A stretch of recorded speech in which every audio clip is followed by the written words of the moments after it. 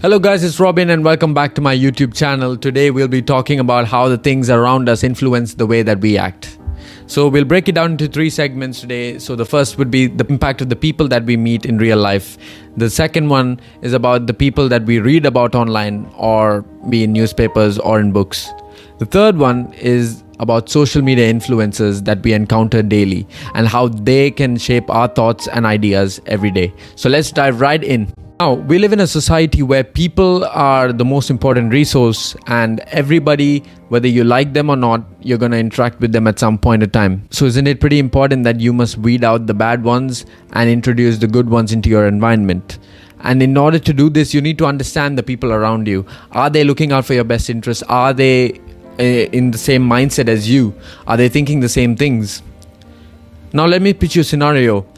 If one of your close friends is outgoing and interactive with others and socially positive, and you spend a lot of time with him, there's a high likeliness that you will become just like him too.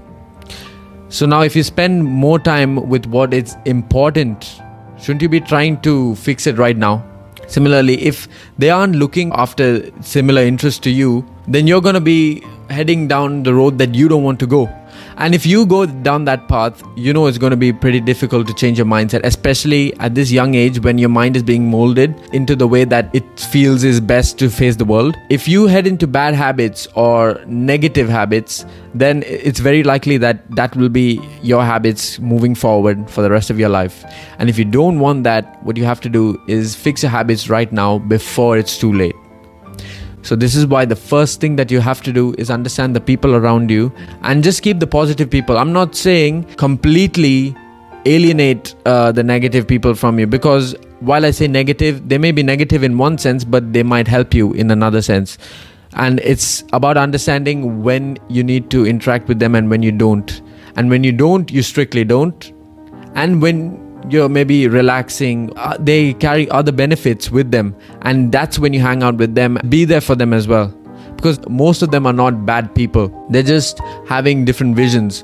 So they're not bad people, and we don't have to cut them out completely. Rather, when we're doing our important work or work that does not align with their goals, you don't need to interact with them. But then otherwise, just go and interact with them, have a coffee, just have fun with them. But when it's time for work, focus on your work. That's all I'm saying. Think back to when you were a young child and the books and the novels you'd read every single day. Those books, whether you consciously thought about it, has influenced the way that you think, the thoughts and ideas that you form every single day. Everything that you do today is influenced by the way that you used to read or interact with other people. So it's pretty important that we understand how books influence us and what books we need to actually read. Let me pitch you a scenario again. Assume one person who reads about entrepreneurs and successful people who have incorporated clever principles to their daily lives, and that way they've achieved some success. Now, these principles may vary according to the person and their choice of where they want to go, but it's about understanding the good habits which they need to set in their lives so that they can go far. And this offers a different meaning which would be better equipped for them in their later lives and how they want to conduct themselves. Now, the second scenario is about a person who only reads storybooks in his pastime for the fun of it. So all he does is just for the dopamine rush, binges through novels, goes through from novel to novel just to understand a story which doesn't do him any good. Now, I'm not saying novels are bad. Don't attack me yet. It's not about novels being bad. My point is, there are many people who binge on self-improvement content, whether it's online or in books. But all they do is go after the next one, and then the next one, and then the next one. It's not them applying it in real life.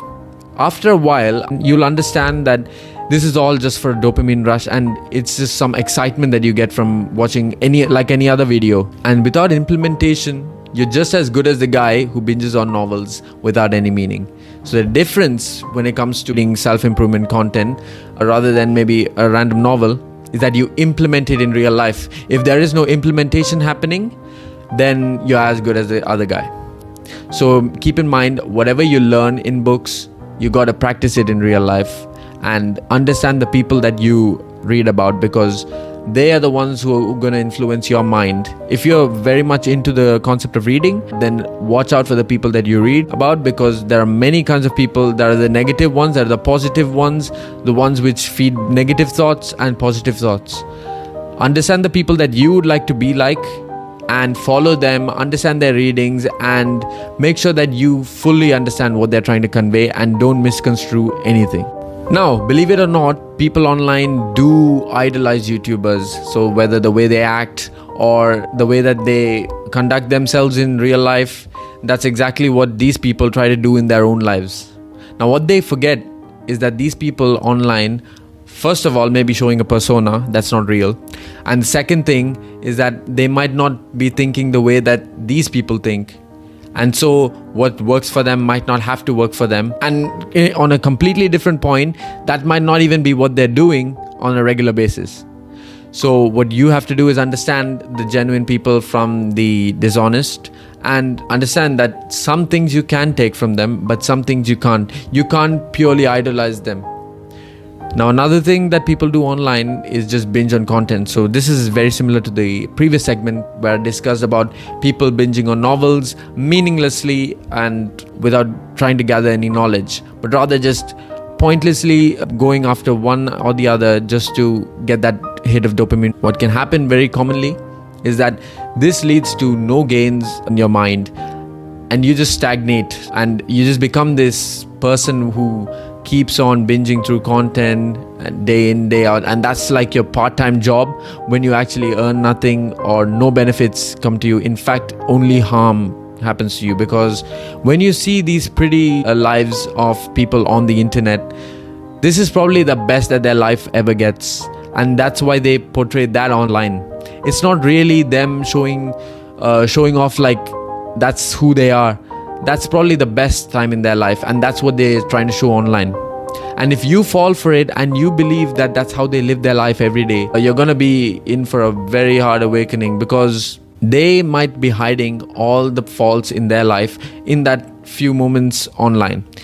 But in the background, you never know what's happening, because some people are distressed and that's like an escape for them. I'm not saying that you have to think that their life is a mess, because some people are very organized and they conduct themselves very well. But don't think of them as these idols who preach the best and know everything, because you have to make up your own mind with anything. That's what I always say, never trust anybody but yourself.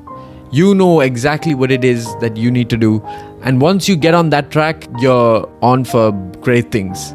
So it's about understanding that one bit, and then you're good to go for the rest of your life. Always remember that the people online could be living in a bubble and could be showing you a bubble where they're not really opening up to you and showing you exactly what it is in their life. And they're not entitled to do so, because that's their own life. They can live it how they like and we have no say. But the problem comes when people assume that they are perfect and that everything they do is perfect, and they start following every single thing. Whether they believe it's right or wrong, they still choose to follow these people to the death. And that's when problems can arise, and ignoring these difficulties that come with anything can be very dangerous. And so be vigilant to this, and if you can, then you'll be all good. Okay, now this is the part of the video where I want you to listen very carefully. So I want you to analyze what your life purpose is. If you've watched my previous video, you might have already done this. What is your calling? Understand that. And once you've understood this, I want you to go and analyze the people and listen to people, whether it's around you or on YouTube, who follow or have excelled in this field. And once you have these people, then nothing is beyond you, especially when there are so many extraordinary people around you, whether it's online or in real life. If you have the desire to learn anything, then nothing is beyond your reach. It's about the constant desire to learn new things and know that you don't know everything in the world. If you have this mindset, then you're set for success and nothing can stop you as long as you keep working.